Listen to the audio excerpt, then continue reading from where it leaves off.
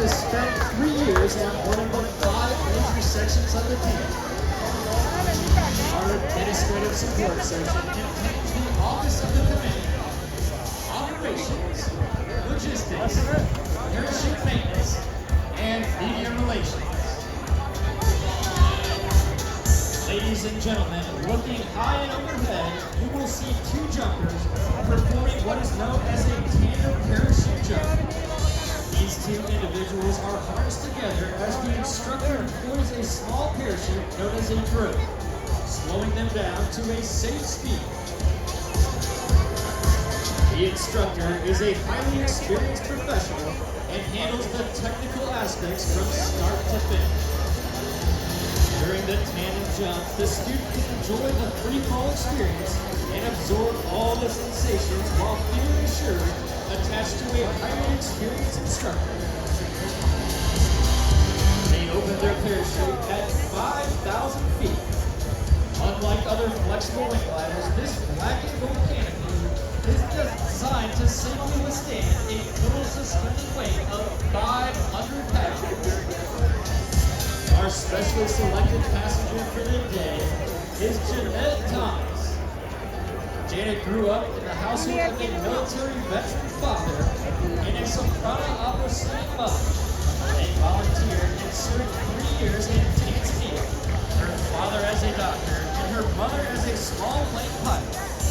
She grew up in that wonderful natural environment where she and her family constantly served the community. After graduating from high school, Janet majored in biochemistry and obtained a Bachelor of Science degree from Andrews University in preparation for graduate school. Life took a turn when she purchased a bankrupt business. She has owned Third Coast Cafe in Gold Coast of Chicago for the last 26 years. During college, she became a black belt in Taekwondo and a certified master scuba diver. Martial arts has taken a back burner while her diving has expanded into volunteer research. Jeanette is a huge supporter of our military and has been honored by the Army Golden Knights, the Chicago Police Foundation, and the Chicago SWAT team. She is currently a Chicago Police Foundation Auxiliary Board member and continues to have close ties with the police department. Make some noise when I bring it to the target area. The same degree of precision, discipline, and teamwork exhibited by the demonstrators and competitors is also reflected by the Golden Knights Elite Aviation section. Nicknamed Team 6, the pilots who fly the team aircraft average 5,500 flying hours per aviator. And the maintenance technician who have the mission of keeping these aircraft flying average 10 years military experience. Together, their expertise results in the safest aircraft possible for the Golden Knights. Ladies and gentlemen, please direct your attention high overhead. Our aircraft is inbound for one of the many mass formations possible while in free fall.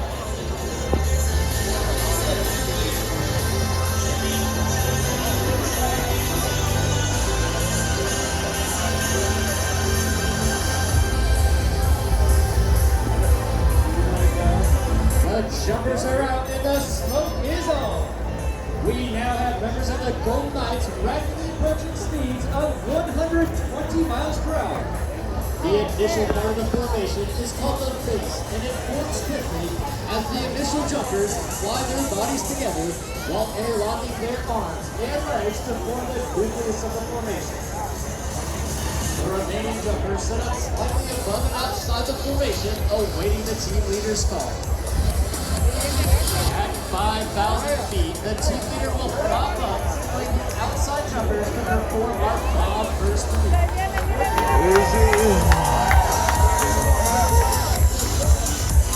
At 3,000 feet, the outside jumpers will open their main canopies while the base continues to fall, gaining vertical separation, then glide apart prior to the fall at 2,000.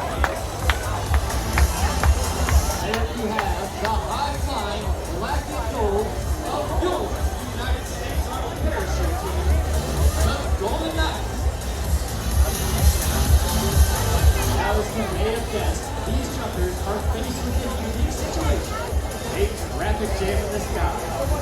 They must gain vertical separation to allow for individual approaches into the target area. This is accomplished by pulling down on the front part of the parachute and spiraling down at speeds of 60 miles per hour. This allows the jumpers to set up a traffic path, just like you might see aircraft at a big airport.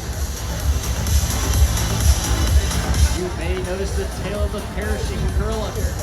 This slows a forward speed while reducing the jumper's rate of descent. The parachute has 7 openings in the front. These allow air to be forced in, inflating the flexible winglet.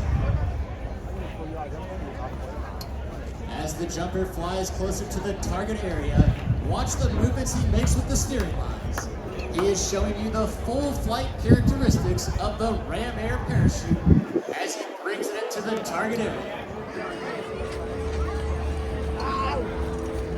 These jumpers train year-round on piloting their parachutes, but always seem to fly better when they can hear the roar of a Chicago crowd.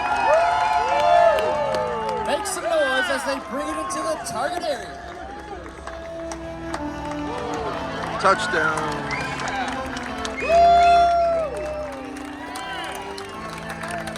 Looking high overhead, it would appear that canopies have become entangled, but that is not the case.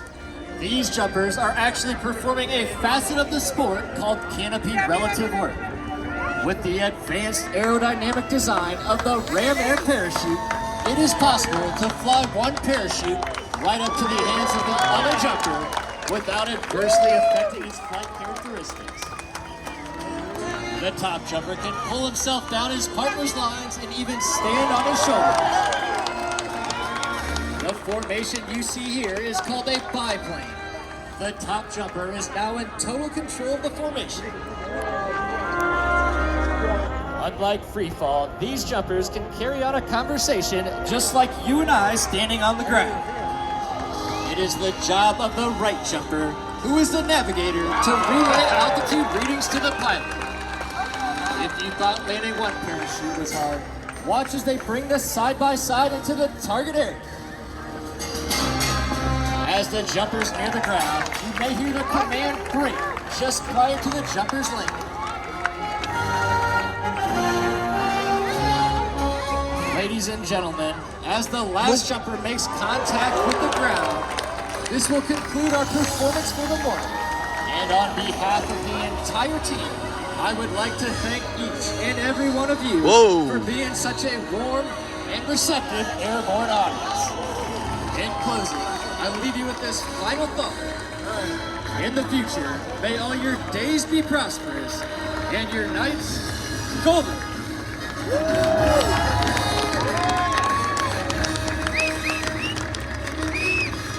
I think my boy missed the X.